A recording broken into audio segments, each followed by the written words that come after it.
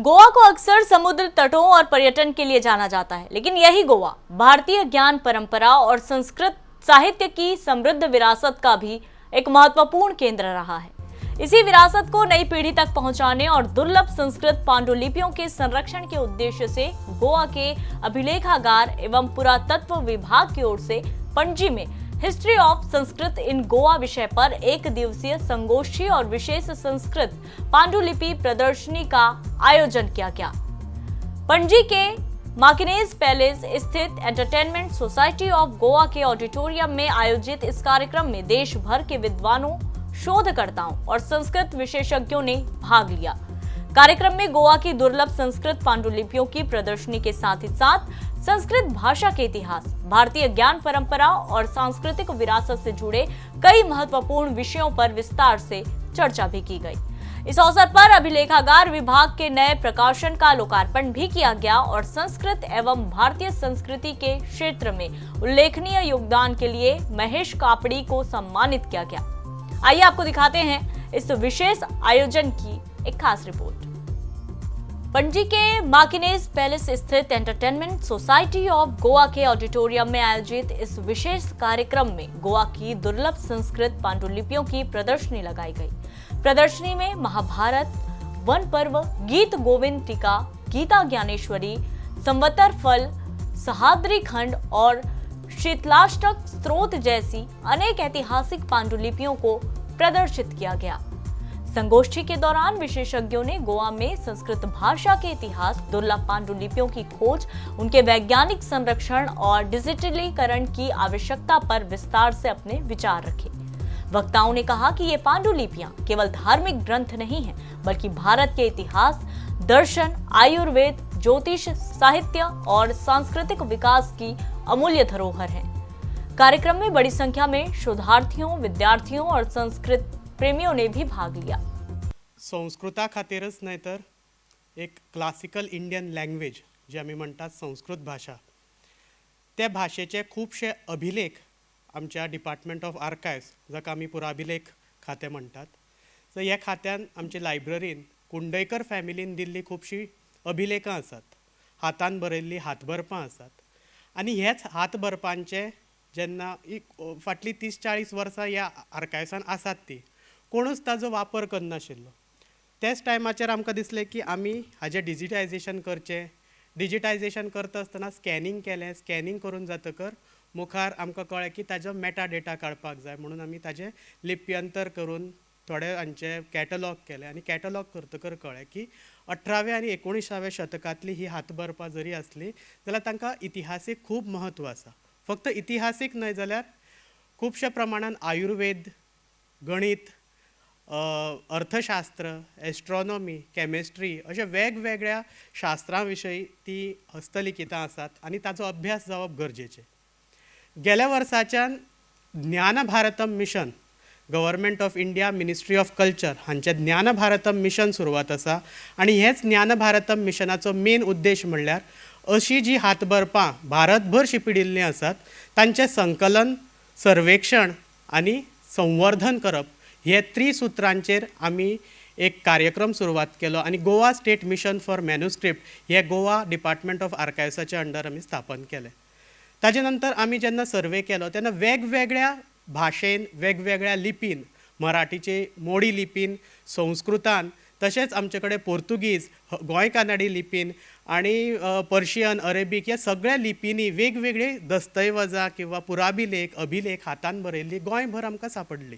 कार्यक्रम के दौरान अभिलेखागार एवं पुरातत्व विभाग के नवीन प्रकाशन का औपचारिक लोकार्पण भी किया गया। साथ ही भारतीय संस्कृति और संस्कृत अध्ययन के क्षेत्र में उल्लेखनीय योगदान के लिए महेश कापड़ी को सम्मानित किया गया।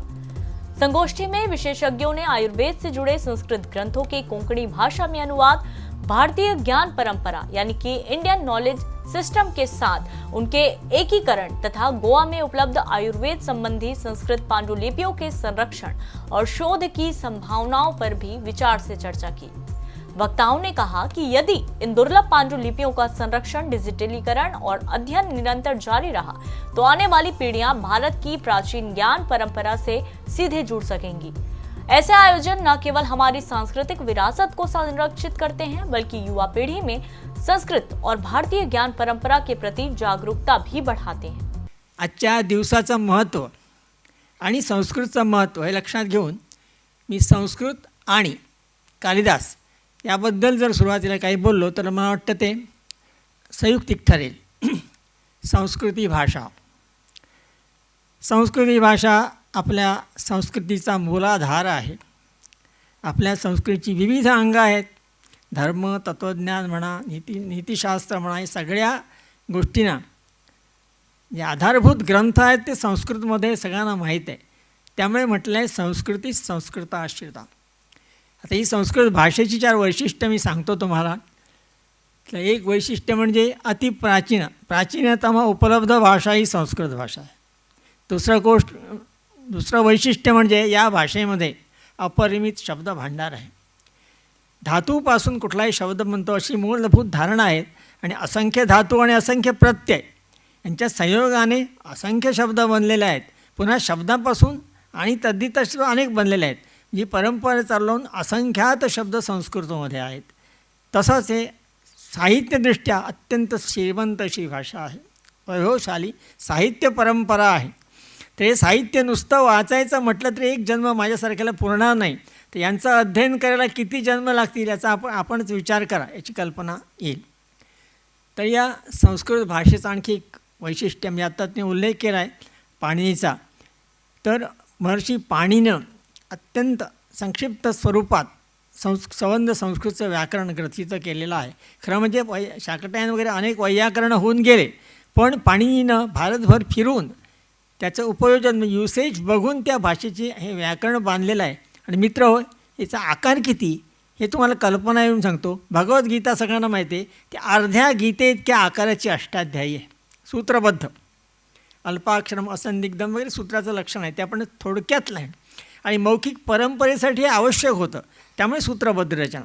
त्याच्यावर नंतर मग कात्यायनानं वार्ते केलेली, पतंजली म्हणजे महाभाष्य लिहिलं, त्यानंतर भट्टोजी दीक्षांनी सिद्धांत कौमुदी लिहिली, असे नंतर अनेक ग्रंथ झाले, पण संस्कृत व्याकरण अत्यंत सुरळीत असं याच्यामध्ये लिहिलं गेलं आहे। प्रदर्शनी में केवल पांडुलिपियां ही नहीं बल्कि भारत की सांस्कृतिक विरासत से जुड़े कई दुर्लभ डाक टिकट और ऐतिहासिक दस्तावेज भी आकर्षण का केंद्र रहे।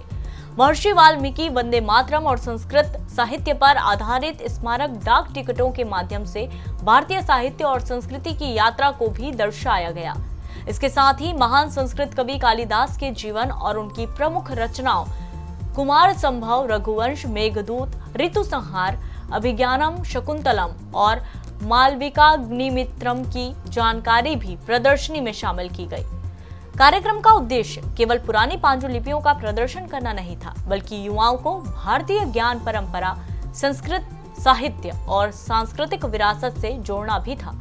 विशेषज्ञों का मानना है कि अगर इन दुर्लभ पांडुलिपियों का संरक्षण और डिजिटलीकरण निरंतर जारी रहा तो आने वाली पीढ़ियां भारत की हजारों वर्षों पुरानी ज्ञान संपदा से सीधे जुड़ सकेंगी। Goa is popularly known in the rest of the country more for its Portuguese influences, Portuguese traditions, and or maybe we can say the traditions starting in the later medieval and the modern period. It is more popularly known by it. However, it is very important to know the common people here in Goa are more or less aware about it, but the rest of the country also needs to know that Goa is not separate when it comes to Sanskrit language, the use of Sanskrit and the acceptance of Sanskrit in the state, in the politics and in every sphere. So when we think about Buddha Charit, when we think about Shakuntalam and Meghdoot of Kalidas, or when we think about Kadambari, Kavyadarsh, Kirtan Junya, the Aihole inscription of Ravi Kirti, and when we think about the Sanskrit, the inscriptions of Goa, the only common thing about them is Sanskrit language. This is one medium which unites the entire country, which unites Goa with the rest of the country. तो ये थी गोवा सरकार द्वारा आयोजित history of Sanskrit इन गोवा प्रदर्शनी की एक खास झलक। इस आयोजन ने एक बार फिर साबित किया कि हमारी प्राचीन पांडुलिपियां केवल पुराने कागज नहीं बल्कि भारत के इतिहास, संस्कृति, दर्शन और ज्ञान परंपरा की अमूल्य धरोहर है। इनका संरक्षण और नई पीढ़ी तक इनकी जानकारी पहुंचाना हम सभी की साझा जिम्मेदारी है, ताकि आने वाले सालों में भी हमारी सांस्कृतिक विरासत सुरक्षित रहे। फिलहाल इस रिपोर्ट में इतना ही। नमस्कार।